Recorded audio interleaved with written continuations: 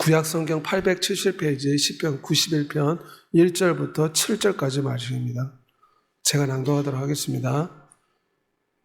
지존자의 은밀한 곳에 거주하며 전능자의 그늘 아래 사는 자여, 나는 여호와를 향하여 말하기를 그는 나의 피난처요 나의 요새요 내가 의뢰하는 하나님이라 하리니, 이는 그가 너를 새 사냥꾼의 올무에서와 심한 전염병에서 건지실 것이미로다. 그가 너를 그의 깃으로 덮으시리니 너가 그의 날개 아래 피하리로다. 그의 진실함은 방패와 손방패가 되시나니 너는 밤에 찾아오는 공포와 낮에 날아드는 화살과 어두울 때 닥치는 전염병과 밝을 때 닥쳐오는 재앙을 두려워하지 아니하리로다. 1000명이 내 왼쪽에서 10,000명이 내 오른쪽에서 엎드러치나 이 재앙이 내게 가까이 하지 못하리로다. 아멘. 오늘 예배 함께한 여러분에게 살아계신 우리 구주 예수 그리스도의 은혜가 충만하시기를 소망합니다. 오늘은 전능자의 그늘 안에 사는 삶에 대해서 잠시 살펴보고자 합니다. 오늘 91편 시편은 매우 유명한 시편입니다. 특별히 방패 시편, 영적 전투 시편으로 유명합니다. 우리의 인생사에 질병과 시련과 역경과 어려움이 끊임없이 불화살처럼 닥쳐오지만 시편 91편은 이것을 막아낼 수 있는 방패가 됩니다. 그래서 많은 크리스찬들은 시편 91편을 읊조리면서 질병과 문제와 세상의 어려움과 싸워서 이기는 승리하는 삶을 사는 것을 간증하는 경우가 많습니다. 오늘 본문에 오면 지존자의 그늘 아래 산다. 이것은 전능한 성부 하나님의 보호를 뜻합니다.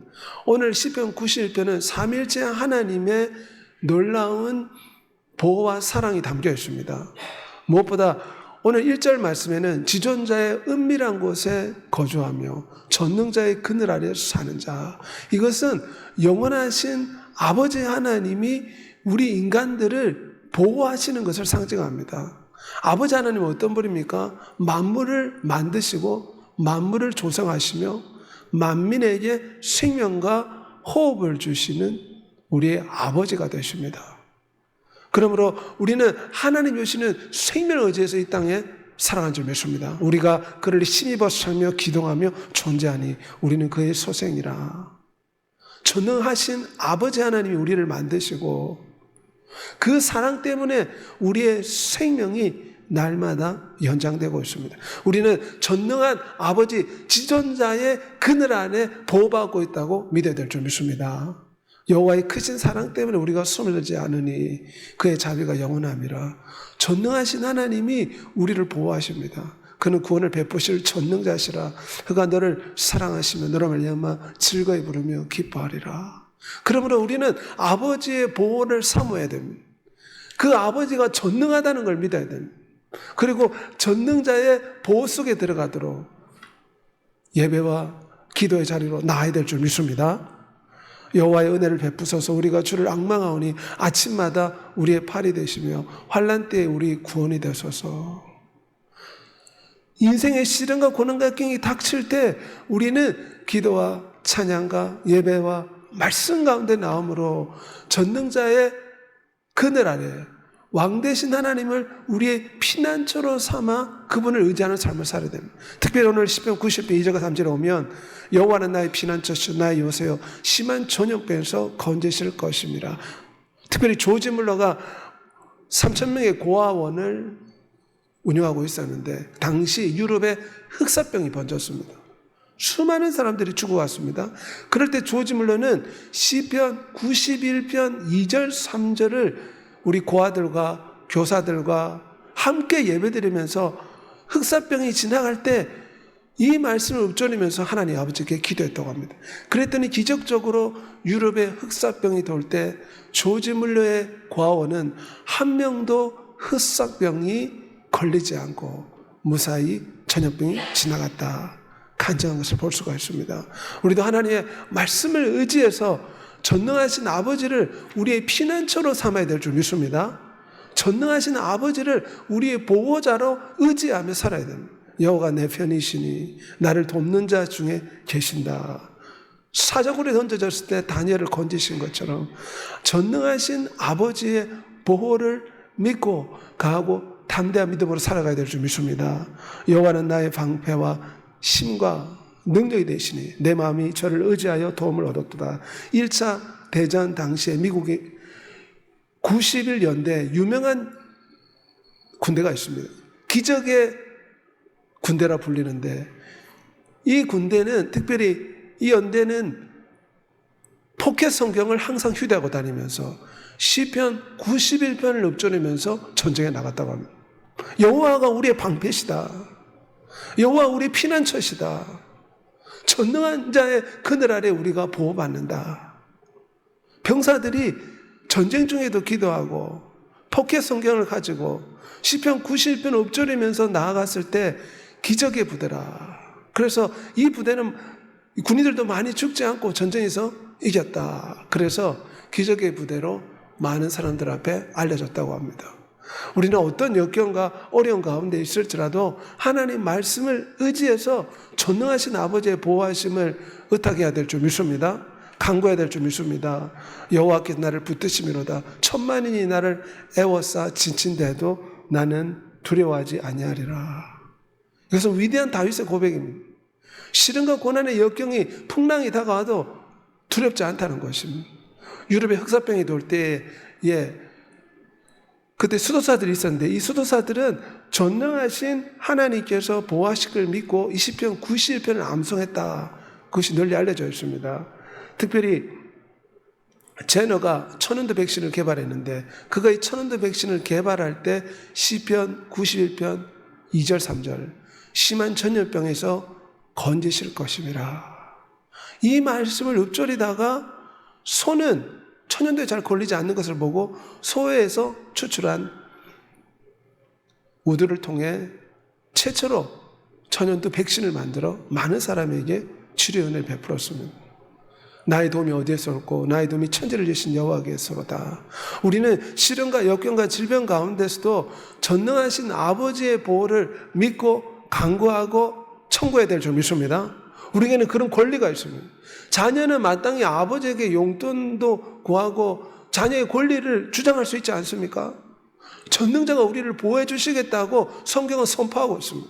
그럼 우리는 그 말씀을 붙잡고 마땅한 전능자의 그늘 아래 거하며 전능하신 아버지의 보호를 간구하는 여러분이 되시길 바랍니다. 하나님 우리의 피난처시오 힘이시오 환난 중에 만날 큰 도움이시라. 데이비드 리빙스턴의 간증입니다. 아프리카 선교를 하다가 사자가 공격했지만 갑자기 평안함이 임했다고 합니다. 사자가 그의 생명을 뺏어갈 수 있었는데 전능자가 개입하시니 한쪽 팔만 다치고 그가 아프리카에서도 생명을 유지하고, 그리고 아프리카 선교에서 많은 어려움이 있었지만 시편 91편의 말씀을 읊조리면서 아프리카의 선교에 임했다. 이것이 유명합니다. 이처럼 시편 91편은 수많은 성도들의 방패 시편으로 사용됩니다. 두려운 염려가 올 때 사람들은 프로포폴이라는 마취제를 찾습니다. 담배와 술을 찾습니다. 하지만 우리는 시편 91편을 찾아야 될 줄 믿습니다. 시편 91편을 믿음으로 자꾸 읊조려야 됩니다. 믿음으로 고백해야 됩니다. 말씀을 우리가 믿음으로 선포할 때 전능자의 보호를 받게 될 줄 믿습니다. 그가 너를 그의 깃으로 덮으시리니 너가 그의 날개 아래 피하리로다. 마치 새가 새끼를 자신의 깃으로 덮는 것처럼 전능자께서 주의 사랑하는 자녀들을 덮으신다. 이것은 이스라엘 백성들을 체험했습니다. 낮에는 구름 기둥으로 덮으셨고 밤에는 불 기둥으로 그들을 덮었습니다. 전능한 아버지의 보호를 이스라엘 백성들이 체험한 것입니다. 독수리가 그 새끼 위에 그 날개를 펴서 그 새끼를 받으며 그 날개 위에 그것을 엎는 것 같이 전능자가 그렇게 보호하실 것을 우리는 믿어야 될 줄 믿습니다. 내 아버지는 만물보다 크시며 아무도 아버지의 손에서 빼앗을 수 없다. 전능하신 아버지의 보호를 믿을 때 편히 잘 수가 있습니다. 전능하신 아버지의 보호를 믿을 때 두려움을 떨칠 수가 있습니다. 왜 걱정합니까?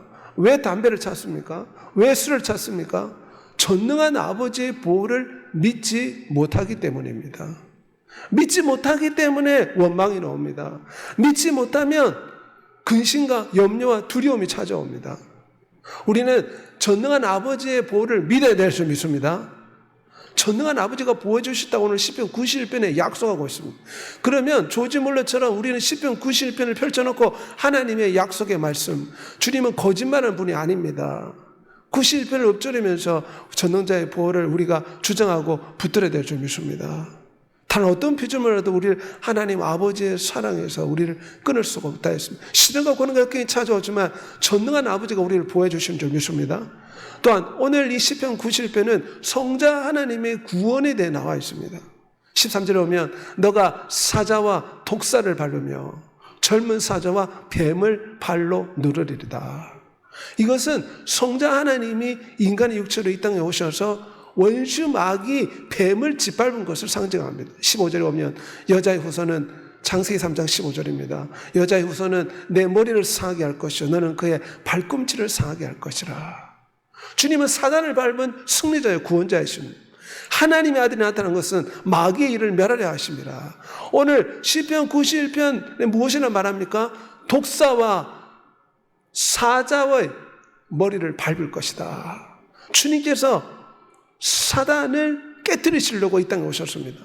예수께서 이르실 때 사단이 하늘에서 번개같이 떨어진 것을 너가 보았느냐. 통치자들과 권세들을 무력하여 십자가로 그들을 이겼다. 우리나라 말은 통치자, 권세들이라 표현하지만 이것은 사단의 계급을 뜻합니다. 사단도 군대같이 계급이 있습니다. 이런 사단의 계급들을, 이 사단의 군대를 하나님이 십자가로 무력화하고 깨뜨렸다는 것입니다. 오스카 쿨만이 말했는데 사단은 머리 잘린 뱀과 같다. 마지막 발악하고 있지만 그의 시간은 다 되었다. 뱀은 머리를 자르면 한동안 머리가 움직입니다. 그리고 독도 나옵니다. 하지만 머리가 잘리면 오래가지 못합니다. 주님께서 십자가에 원수마귀 루시퍼의 머리를 깨뜨린 줄 믿습니다. 잔존 세력들이 역사하지만 이제 그들은 거의 그의 시간들이 끝나가고 있습니다. 주님이 재림하실 때 온전히 그들을 밟아 영원한 지옥불에 던지는 줄 믿습니다. 하늘에 있는 자들과 땅에 있는 자들과 땅 아래 있는 자들로 모든 무릎을 예수의 이름에 꿇게 하시고, 주님은 사단을 밟았습니다. 그리고 우리 믿는 자에게 사단을, 원수뱀을 밟을 수 있는 권세를 주셨다고 했습니다. 너에게 뱀과 정갈을 걸며 원수의 모든 능력을 제어할 권세를 줬다. 여기서 뱀과 정갈이라는 것은 실제 뱀과 정갈을 뜻하는 것이 아니라 원수 마귀 사탄을 뱀과 정갈로 성경에는 비유를 많이 합니다. 사단을 밟을 수 있는 권세를 줬다는 것입니다. 사람의 힘보다 권세가 위에 있습니다.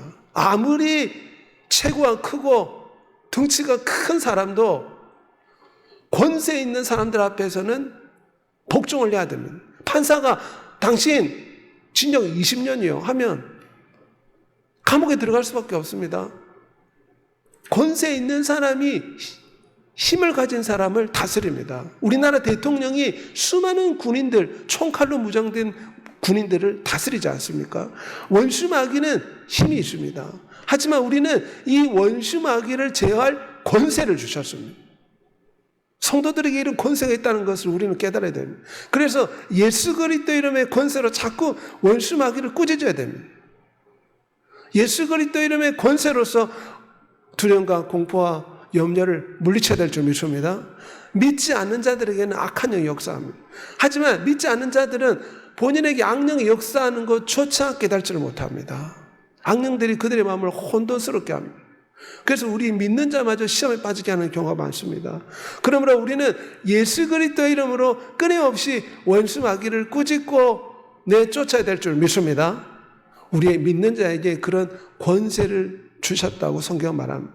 마귀를 대적하라 그래 너희를 피하리라. 마귀는 여전히 잔존 세력이 남아서 불화살을 쏘지만 예수 그리스도 이름으로 합당치 못한 생각, 더러운 생각, 우리의 영혼을 낚아채려는 미끼와 같은 잘못된 생각을 예수 그리스도 이름으로 떨쳐버린 여러분이 되시길 바랍니다.